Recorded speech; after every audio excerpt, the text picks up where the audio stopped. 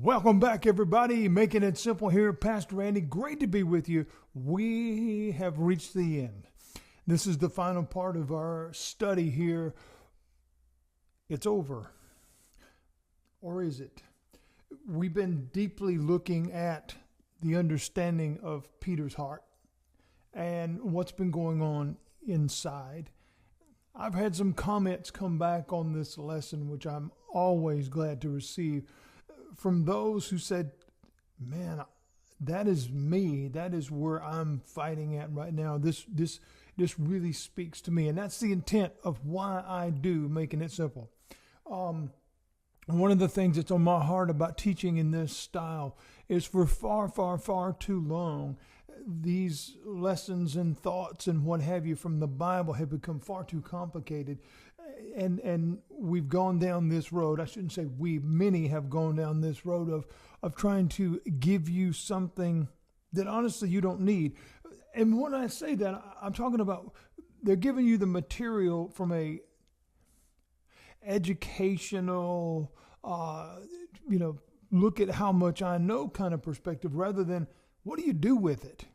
It's one thing to be able to give you the formula for whatever, nuclear fission or something. But if I can't explain to you how to use it, I'm doing you no good. And so here, the understanding of biblical lessonry is the fact that it is applicable. I can use this information. And understanding how to do that, to me, is vital. So we've been walking through this journey with Peter in particular. There are other components in this story, obviously, but we've been looking directly at him and because he's been wrestling with the fact that he made, in his estimation, the biggest mistake of all. He messed up beyond anything that he could ever repair.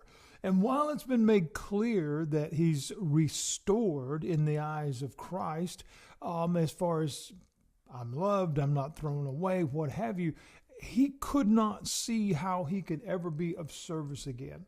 He could not see how he could, in essence, forgive himself because he fell so far, at least in his mind. So we left yesterday, Jesus and Peter are having a conversation, and Jesus asked him, do you love me? We talked about how Peter's heart sunk at that question because his greatest fear internally was coming true. He really doesn't believe that I do. Jesus asked him, we read a second time after Peter's response, he says, you know that I do. Jesus asked him again, he said, do you love me? A second time. We can feel Peter's heart just nearly cinch at that moment, just stop. The feeling of, oh no, he still doesn't believe me. Peter responds immediately, you know that I love you, but inside what he's asking himself is, don't you? Don't you know that I love you? Now, mind you here, in the first conversation, Jesus said to him, feed my lambs. Peter didn't hear that. Second time, do you love me? Well, you know that I love you.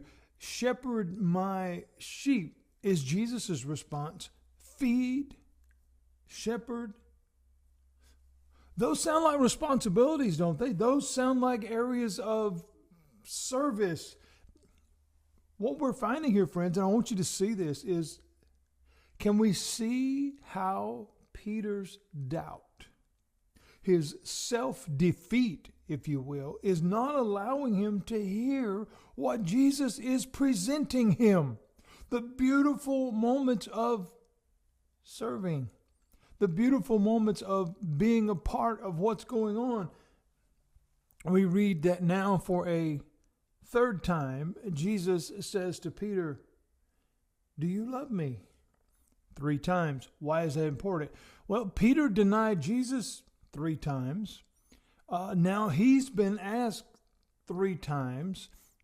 But here's the thing, friends. This is not to show that Jesus is not sure. I want you to understand that. Jesus is not asking repetitively because he's not sure.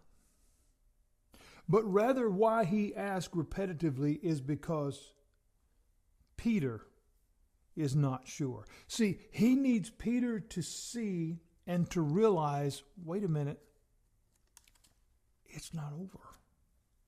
It's not over. He's actually opening a door for me. But Peter can't see it right that moment because we read that after this third time that Jesus has asked Peter, do you love me? It tells us that Peter was grieved. Feed my sheep, shepherd my sheep, feed my sheep. Peter is thinking, I truly have failed. He doesn't believe me. He keeps asking me the same question. He doesn't believe me. But it was Peter who didn't believe. I want you to hear that.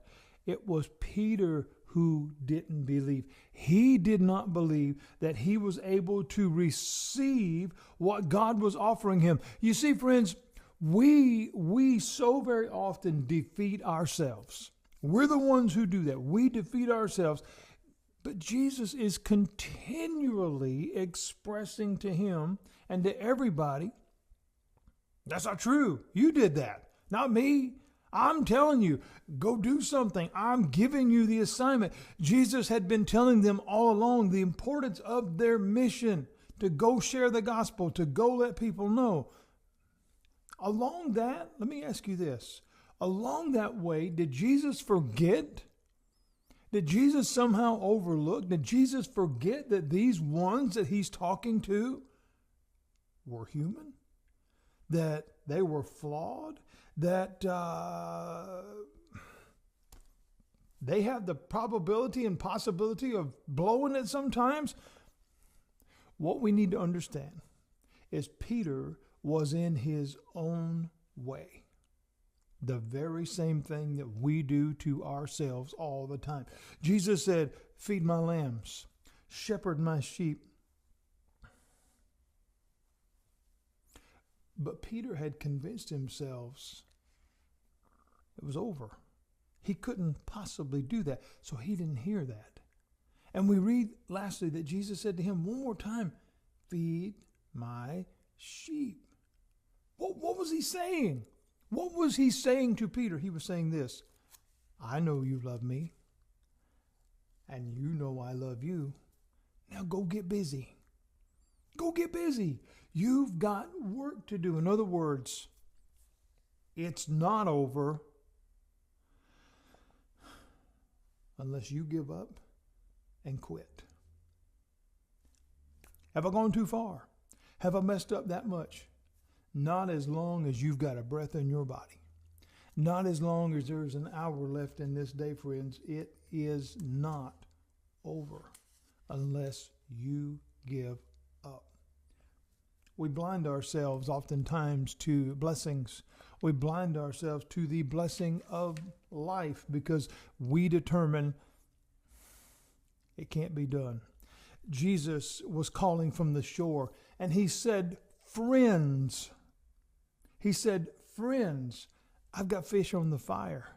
I'm ready to sit down and have a little talk. Let's get things in order. Let's get life moving. You've got things to do. That's his message to you today, friends. That is what he is saying to you today. Are you ready? Are you ready? Are you willing to dive in? Are you willing to plunge in off the boat like Peter did? Are you ready to receive your assignment? Or are you determined to keep throwing your net on the wrong side of the boat? He's waiting on you. He's waiting on you. As they finished talking, Jesus simply told Peter, he said, follow me. Follow me. In other words, trust me. And together, we'll get there. It's over. Or is it? Well, that truly depends on you. God bless you. I hope you enjoyed this lesson. Lord willing, we'll start a brand new teaching tomorrow. Have a great day.